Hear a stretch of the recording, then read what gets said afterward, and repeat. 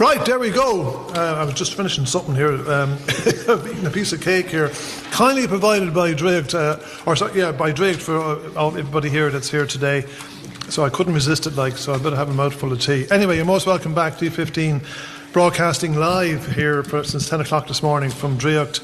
And thanks to everybody here in Draíocht who've been looking after us.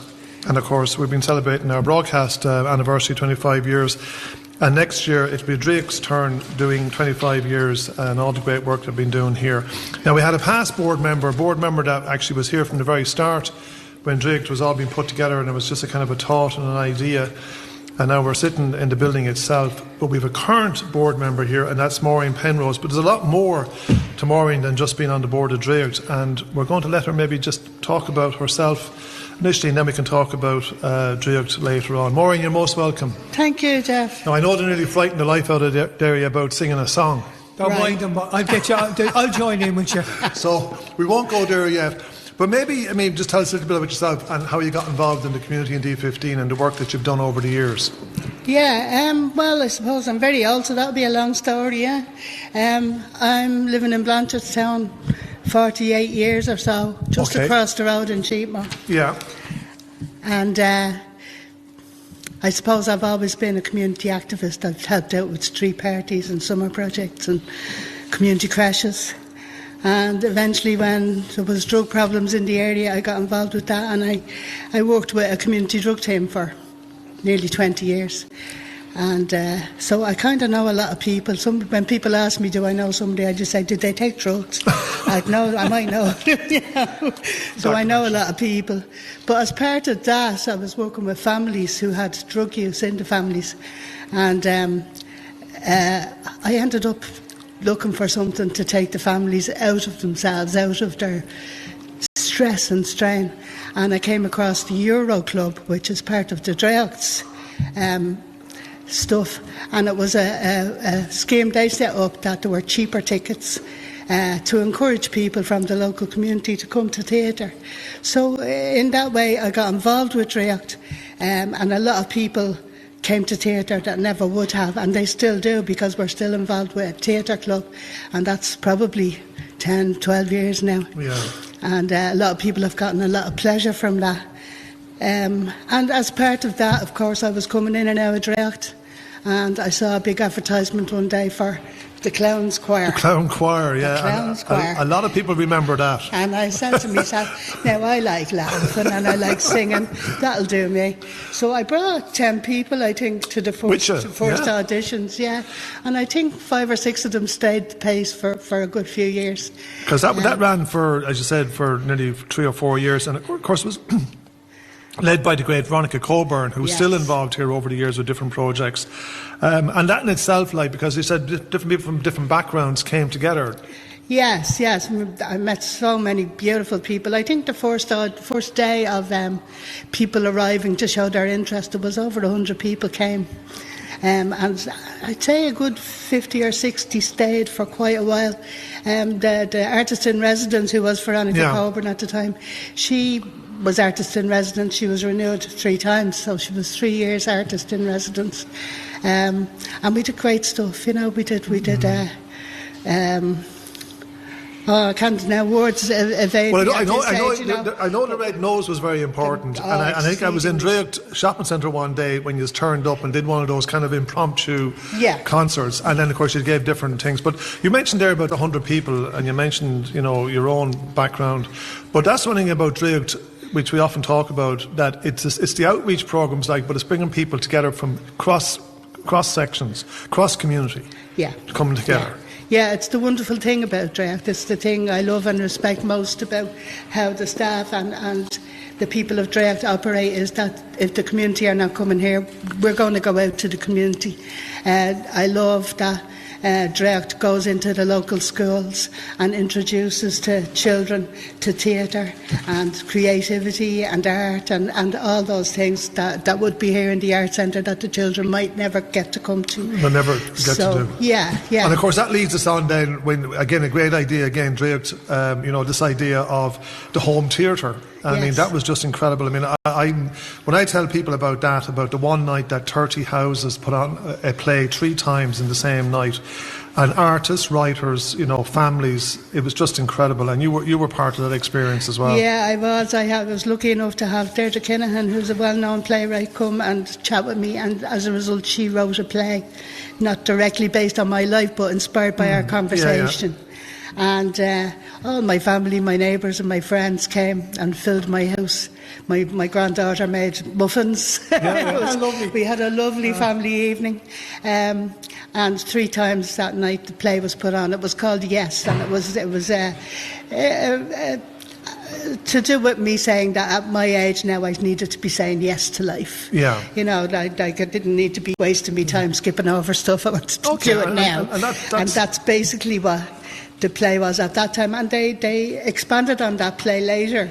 Yeah, and it toured Ireland as a play called The Visit. That came to visit, yes. Yeah, and I mean that's amazing, to inspire. And again, going back to the theatre, because with artists, I mean, it's not easy for artists, writers, and actors, and that show or that night gave them amazing work to do. But as you say, taking the story from around the kitchen table and turning it into that, and I was fortunate myself to be an ambassador there, and I was in one of those houses facilitating one of the theatre performances, and it was just incredible, as you said, to see it from start, where someone was just telling the story, developed, and then seeing the people come to it and realising I understand that story, Yes. So just kind of swiftly moving on, because obviously that kind of stirred your interest in the arts, and as you say, you said yes, and you didn't stop there, and you went on then to do a degree.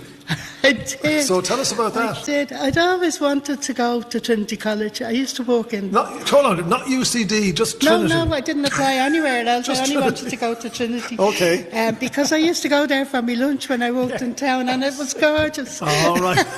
And there was squirrels and foxes, and it was a beautiful campus. And I just wanted to go there, and people would say, what are you going to study? And I'd say, I don't care. Ancient Latin, it doesn't matter, I don't care, I'm just going to Trinity.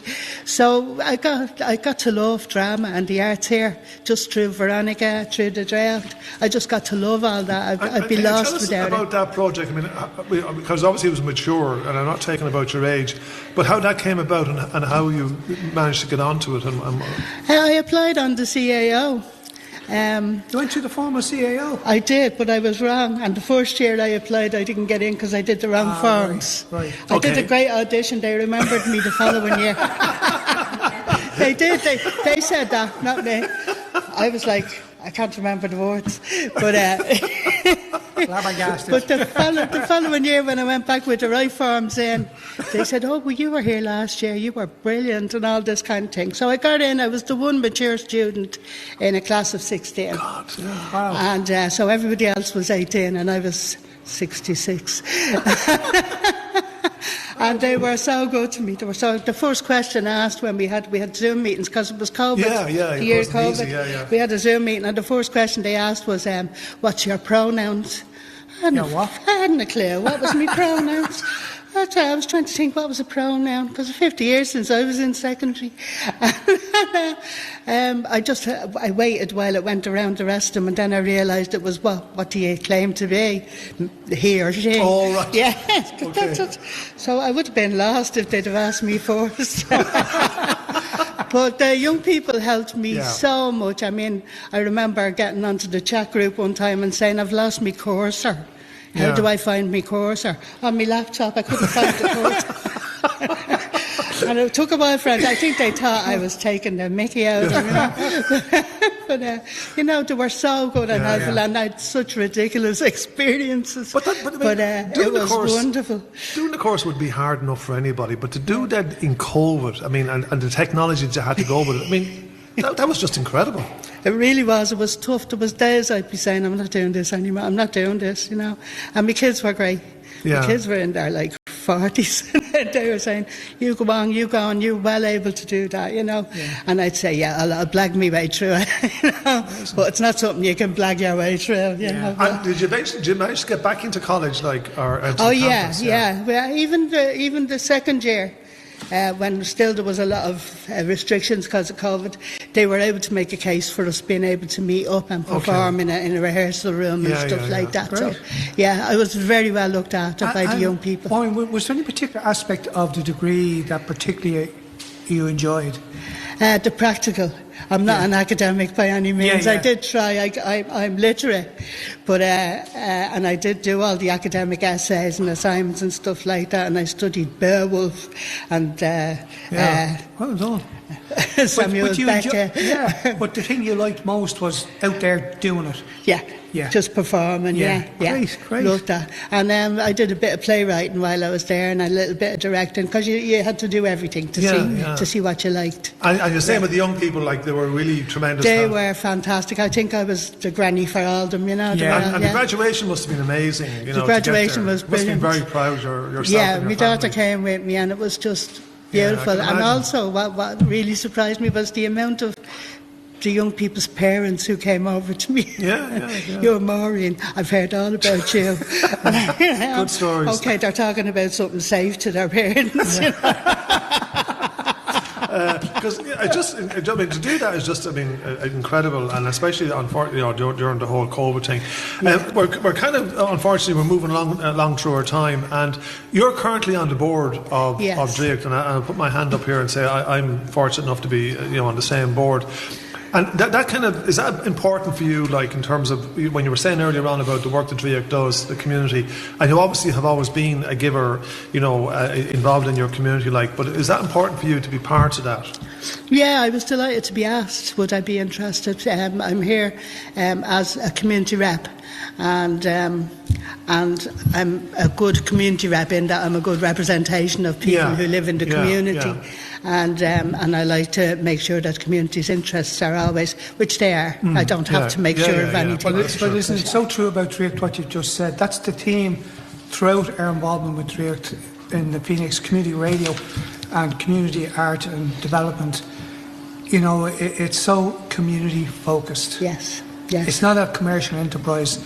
Well, it has to be semi, but its main focus is about you, I, and everyone else. Yeah, it's just wonderful. When you look at the projects they've had, would be Nest, Home Theatre, Clown Course, all things that involved and brought in lots of members of the community, and it's just touched everybody. I was touched by it. And that's the important changed. point. That's the important point you just made. We had Stephen just before you. Yes. And Grace earlier. The Troubadours.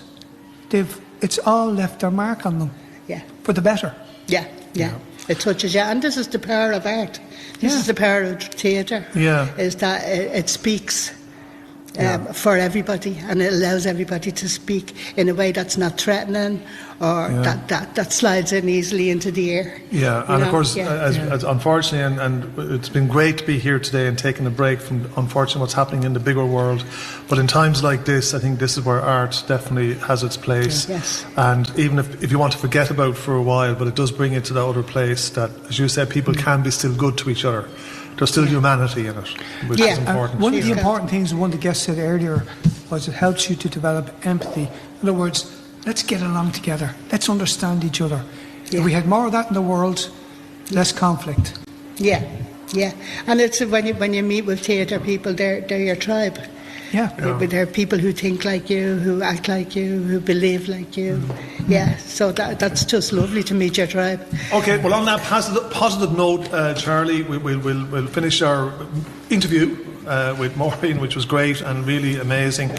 And we wish you the best of luck, and definitely inspiration. I'm even feeling kind of guilty here. I think I'll rush off and start. When did you last do open a book, by the way? God knows. Maureen, have a word with him before he leaves, will you? I will, definitely. She definitely got me there in the pronouns, because I might be in the same boat if somebody asked me about that.